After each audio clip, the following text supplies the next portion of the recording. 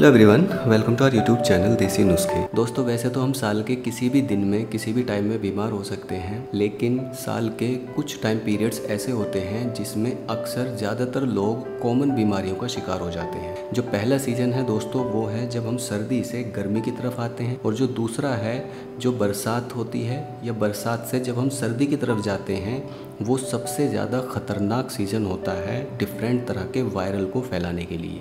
इस मौसम में या बरसात के मौसम में जो बैक्टीरियाज़ होते हैं, वायरल होते हैं, वायरस होते हैं या छोटे मोटे कीड़े होते हैं, उनको सबसे ज़्यादा जोर होता है। अक्सर वो लोग इन बैक्टीरियाज़ के या इन वायरल फीवर के चपेट में आ जाते हैं जिनका इम्यून सिस्टम वीक होता है। इम्यून सिस्टम वीक होने से क्या मतलब है कि हमारे शरीर की जो रोग प्रतिरोधक क्षमता है, जब वो कमज़ोर होती है तो कोई भी वायरल या कोई भी वायरस या कोई भी बैक्टीरिया हमारे शरीर में ईज़िली प्रवेश कर जाता है। और अलग अलग तरह के जो फीवर होते हैं, या गले में खराश का होना हो, सिर दर्द का होना हो, जुखाम का होना हो, खांसी का होना हो, कोई भी बीमारी हमारे शरीर के अंदर ईज़िली पैदा हो जाती है। ठीक है, आज अपनी इस वीडियो में मैं आपको एक आसान सा देसी नुस्खा बताऊंगा, जिसका यूज़ करके आप, अगर आपके कोई भी बुखार हुआ है या आप इस तरह की किसी भी बीमारी से बचना चाहते हैं, तो आप इसके सेवन से अपने शरीर को सेव कर सकते हैं। लेकिन उससे पहले थोड़ा सा जान लेते हैं दोस्तों कि बारिश के मौसम में जो डिफरेंट तरह के बुखार होते हैं, उनके क्या कारण होते हैं और उनके कैरेक्टरिस्टिक्स यानी कि लक्षण क्या होते हैं। कैसे हम पहचानें कि हम किस बुखार की चपेट में हैं। सबसे पहले जो बुखार है दोस्तों, वो है टाइफाइड। इसे गांव की भाषा में या कॉमन भाषा में इसको मियादी बुखार के नाम से भी जाना जाता है। इसका जो मेन कारण है दोस्तों होने का, वो होता है मिलावटी खाना खाने से, या रखा हुआ बासी खाना खाने से, या दूषित पानी पीना इस बुखार का कारण होता है। ये बुखार लंबे समय तक चलता रहता है, ठीक है।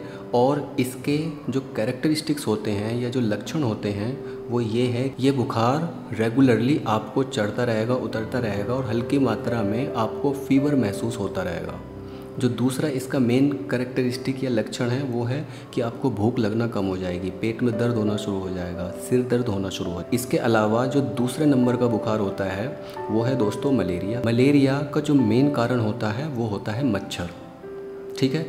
इसमें तेज बुखार आता है, और ये सामान्य बुखार से, जो कॉमनली बुखार होता है, उससे बिल्कुल अलग होता है, क्योंकि इसमें शरीर का तापमान एकदम हाई होता है, यानी कि बुखार एकदम से आता है और फिर एकदम उतर जाता है, फिर उससे अगले दिन या 2 दिन छोड़कर फिर तेज़ी से आता है और फिर उतर जाता है। तो जब इस तरीके की हरकत आपको अपने शरीर के अंदर दिखाई दे, तो आप तुरंत समझ जाइए कि हो सकता है कि आपको मलेरिया हो, ठीक है। और इसमें बुखार के साथ साथ दोस्तों शरीर में कपकपी का होना भी शुरू हो जाता है। इसके भी प्रमुख कारण जो होते हैं, वो है मच्छर, जैसे मैंने शुरू में बताया है। और अगर आपके घर के आसपास कोई गड्ढा है और उसमें गंदा पानी है और उस पर मच्छर बैठते हैं, या अक्सर जो घरों में कूलर होते हैं उसमें मच्छर बैठने से ये बीमारी आसानी से फैल जाती है। दूषित पानी पीना भी, जिस पे जाकर मच्छर बैठ गया हो, उसकी वजह से भी ये बीमारी आ जाती है, ठीक है। इस बुखार के होने से हमारे शरीर में मांसपेशियों में दर्द होता है, कमज़ोरी फील होती है, बुखार बार बार आता है और जाता है। ये इसके मेन कैरेक्टरिस्टिक्स या लक्षण होते हैं। इसके अलावा दोस्तों बारिश के मौसम में पीलिया हो जाता है। पीलिया क्या है दोस्तों? पीलिया एक पित्तरंजक नाम का एक कलर होता है, जिसको इंग्लिश में पेनिसिलिन बोलते हैं। जब उसकी क्वांटिटी हमारे खून में ज़्यादा हो जाती है, तो हमारे स्किन का जो कलर है वो पीला हो जाता है। इसी कंडीशन को हम पीलिया या जॉन्डिस बोलते हैं। इसका जो मेन कारण है होने का, वो है दूषित पानी पीने से, ठीक है, कच्ची सब्जियों का ज़्यादा सेवन करने से, लीवर ख़राब होने से, अधिक मात्रा में नमक का सेवन करने से, या तीखी सब्जियां वगैरह खाने से ये बीमारी या ये बुखार या ये पीलिया की बीमारी हो जाती है। और इसके मेन जो लक्षण हैं या इसकी जो पहचान है, वो है हमारे आमाशय में सूजन का आना, या हमारे पेशाब का पीला आना, भूख कम लगना, उल्टी का होना, कब्ज़ या एसिडिटी का होना, पसलियों के निचले हिस्से में दर्द होना या भारीपन होना, सिर दर्द और थकावट इसकी पहचान होती है। तो आप अगर इन तरह की किसी भी बीमारी के चपेट में हैं, या आपको लग रहा है कि बार बार आपको बुखार आ जा रहा है, तो सबसे पहले आप अपना चेकअप कराएं और किसी भी आसपास के डॉक्टर से ज़रूर सलाह लें। लेकिन अगर इस तरह की कोई भी बीमारी आपको अपने शरीर के अंदर दिखाई दे रही है, तो इसका एक रामबाण नुस्खा है दोस्तों, इस तरह की बीमारियों से बचने का या इस तरह की बीमारियों को दूर करने का, वो है गिलोय।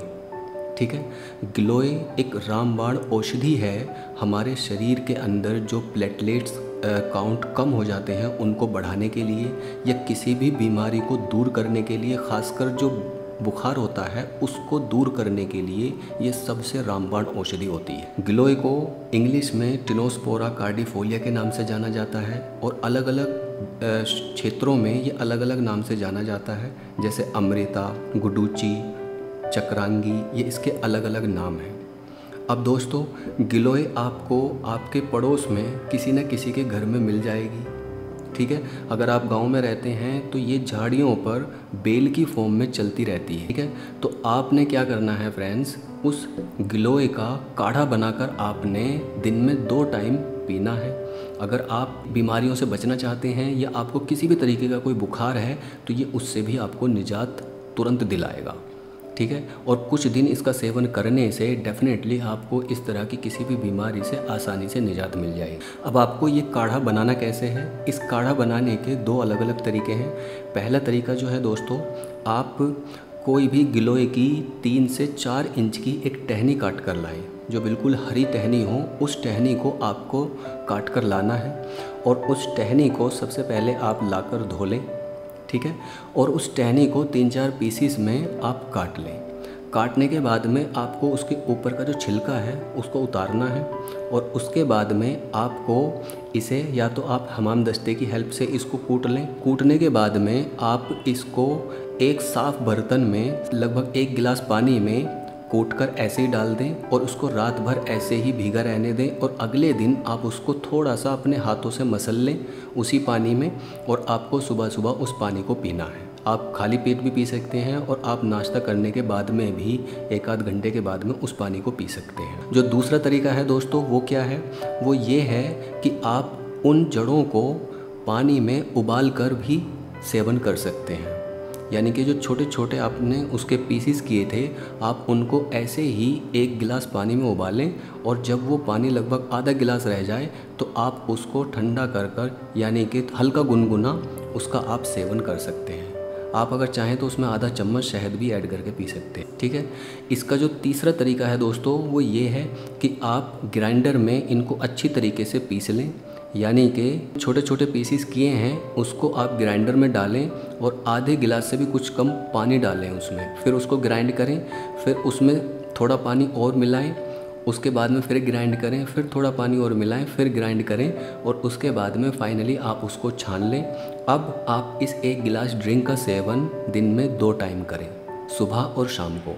तो ये 2-3 इसके अलग अलग प्रोसेस हैं यूज़ करने के या इस ड्रिंक को तैयार करने के। आप इसका सेवन करें अगर आपके प्लेटलेट्स डाउन हैं। ठीक है, आपके प्लेटलेट्स काउंट बहुत ज़्यादा डाउन है तो ये एक ही दिन में 5 से 10 हज़ार जो प्लेटलेट्स काउंट्स होते हैं उनको इंक्रीज़ कर सकता है और आपके इम्यून सिस्टम को ये ज़बरदस्त तरीके से इंक्रीज़ करता है। इसके साथ साथ ये हमारे शरीर की वसा को भी कम करता है और अलग अलग तरह के वायरल से या वायरल फीवर से या डिफरेंट तरह की जो बैक्टीरियाज होते हैं उनसे हमारे शरीर को प्रोटेक्शन प्रोवाइड कराता है। इसके अंदर बेहतरीन एंटीबैक्टीरियल और एंटीऑक्सीडेंट्स गुण पाए जाते हैं जिससे ये अनगिनत बीमारियों को हमारे शरीर से दूर रखता है। इससे रेलेवेंट अगर कोई भी क्वेश्चन या क्वेरी हो तो आप कमेंट करके मुझसे पूछ सकते हैं, मैं उसका रिप्लाई ज़रूर करूँगा। और हमारी इस वीडियो को प्लीज़ लाइक करें, शेयर करें एंड ज़्यादा से ज़्यादा लोगों तक इसको पहुँचाएँ ताकि और भी हमारे फैमिली मेम्बर्स एंड फ्रेंड्स इसका फ़ायदा उठा सकें।